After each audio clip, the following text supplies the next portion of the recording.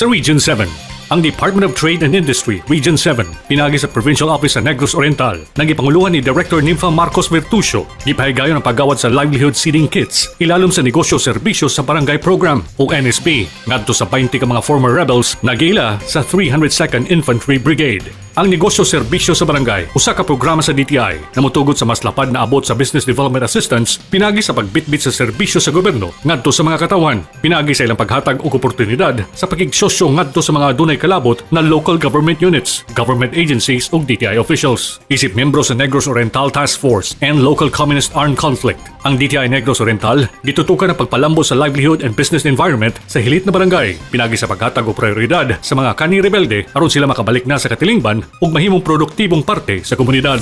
Sa Region 10, ana sa 150 ka mga benepisyaryo ang natunulan og 3,000 pesos cash assistance, family food packs, hygiene kits ug sleeping bag sa gipahigayong Duterte Legacy Barangayanihan Caravan sa San Martin, Villanueva, Misamis Oriental. Ang Duterte Legacy Caravan gipamunuan sa Philippine National Police Regional Office 10. Kini gitambungan sa lain-laing mga ahensya sa gobyerno nga naghatag usab sa lain-laing serbisyo.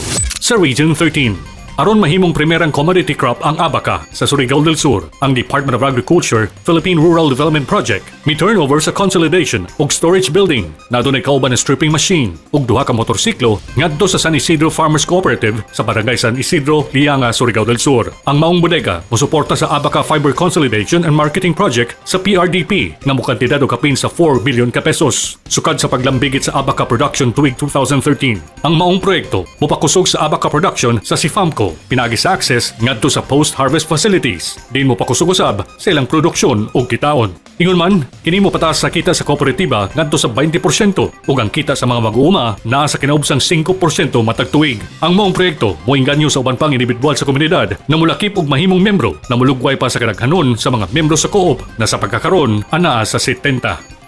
Bisaya Gyud! Bisaya Gyud! Bisaya Gyud!